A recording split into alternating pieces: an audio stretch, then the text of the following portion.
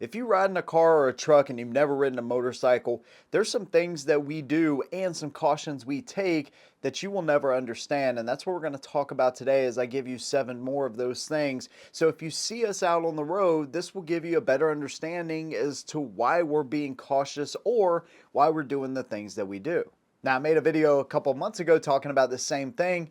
Today, I want to add on to that. And of course, I want to hear from the community here any things that y'all can think of that you do to keep yourself safe or some things you avoid to keep yourself safe.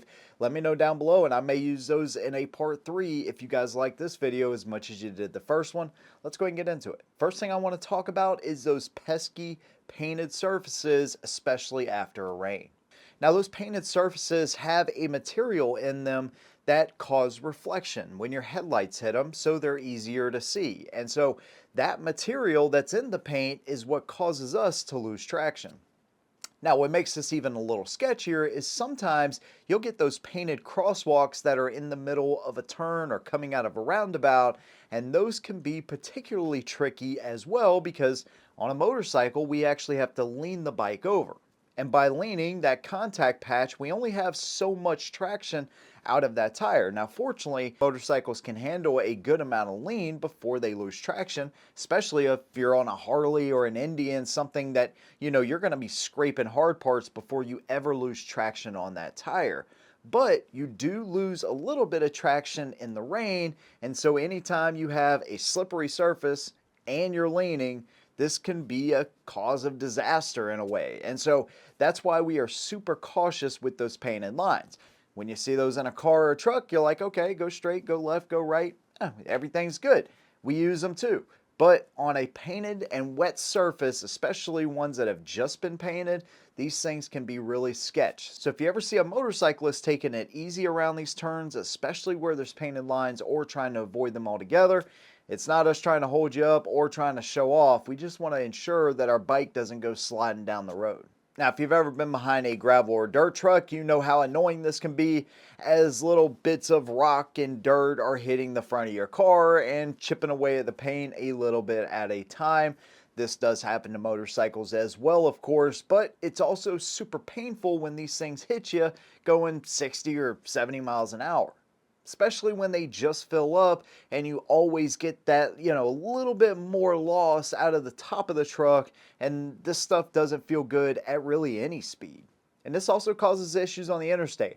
If you've never been hit in the leg, face, arm, whatever by a rock going 70 miles an hour, then you're just not living, I guess, because tractor trailers especially will pick these things up, any kind of loose rock or, gravel or anything, and, just sling them what feels like 100 miles an hour whenever it actually hits you. So these are things that are more of an annoyance, chipping up your car, but it becomes a little bit more painful on a motorcycle.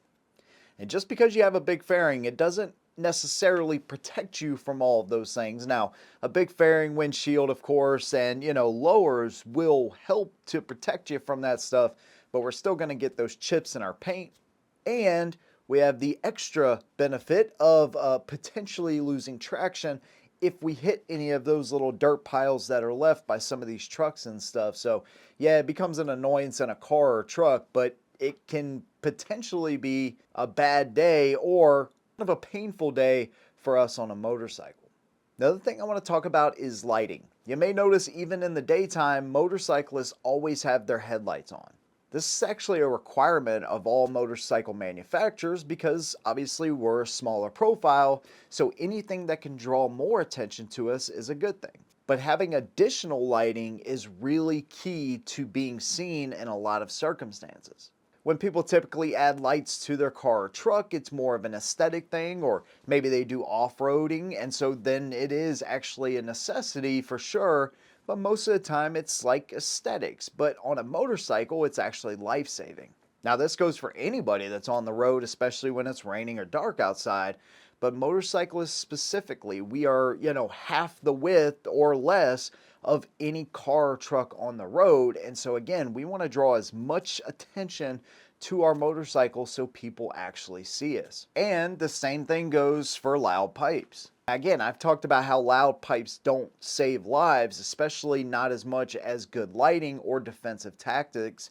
But at the same time, it is pretty undeniable that in some circumstances, loud pipes can do a pretty good job of alerting drivers of our presence if they're coming over into our lane. Sometimes the horn may do a better job, but either way, we're going to try to use some sort of noisemaker on you if you're coming into our lane or doing something that's just totally egregious to let you know that, hey, you're putting our lives at risk by doing that. And loud pipes, lighting, horns, all of that stuff plays a role into us being safe on the road. You may take it personally if a motorcycle rev bombs you, but remember, we can't afford to have a fender bender. We can't afford somebody running in the side of us. So we have to use everything at our disposal to avoid crashes at all costs, and that's what we'll do. So don't take it personally if you get rev bombed by somebody. Now, this isn't to say that motorcyclists are perfect. Obviously, they're not. But the majority of motorcyclists on the road are law-abiding, just want to enjoy their rides and not be run into. And so that's why we take these precautions.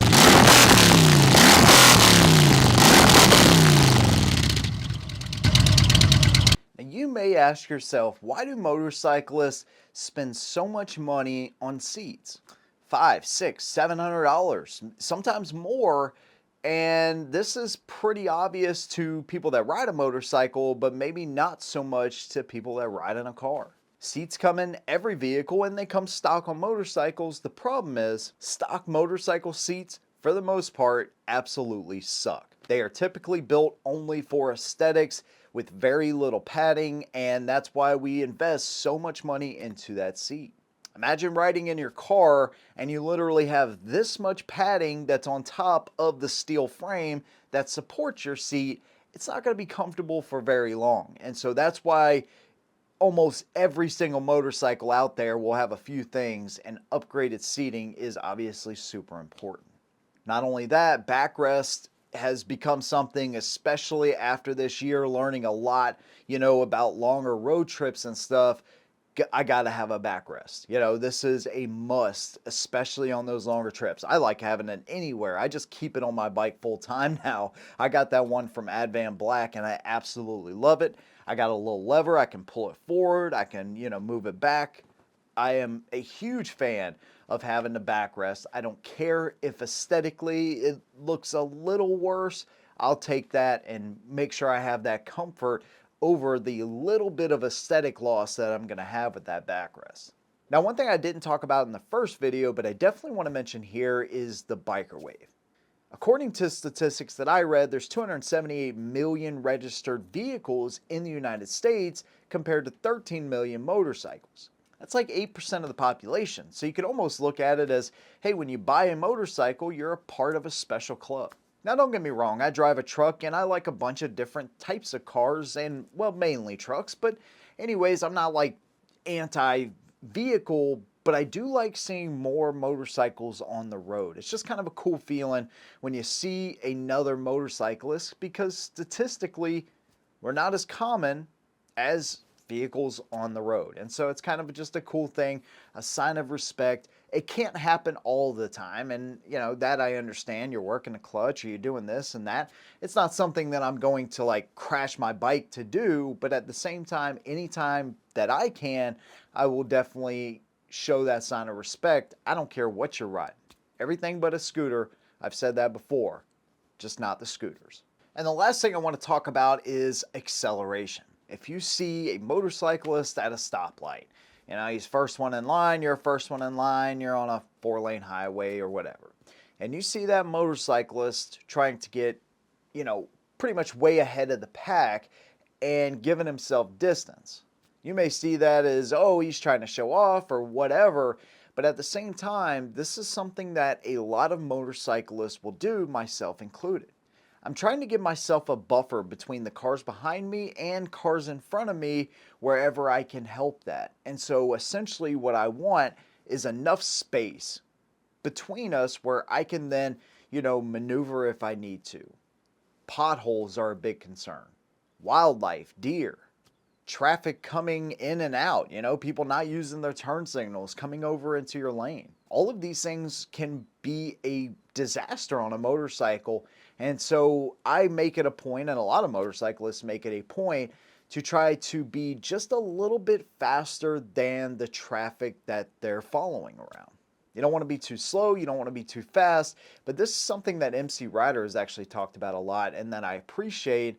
You just want to be a little bit faster. You don't want to be going exactly the speed as everybody else. That means you're pretty much going to be riding beside people. Just want to be a little bit faster than the traffic around you, and then that way you can create that nice buffer. Now, you're always going to have people that come right up on you and switching lanes and all of that kind of stuff, and you're going to have motorcyclists, some motorcyclists do the same. But again, the majority of motorcycles are just trying to keep enough distance around them so that way if we have to make a split second decision, then we can make that. But the whole point of this is that any decision we make doesn't have to be split decision. We give ourselves enough time to make that decision and not be put right on the spot. So that's why you will see that. And so that's 7 more things that only bikers will understand. But hopefully, if you ride in a car, truck, or you're a prospect motorcycle rider, maybe some of these things will make sense to you. And of course, I'd love to hear from the community down below. What are some more things that only bikers will understand? And again, I might use those in a future video. If you like what I do, consider subscribing. And if you want to support what we do further, you can do that on Patreon or join the channel right here and never have to leave YouTube. Big thanks to you guys. See you in the next one. And as always, hold them down.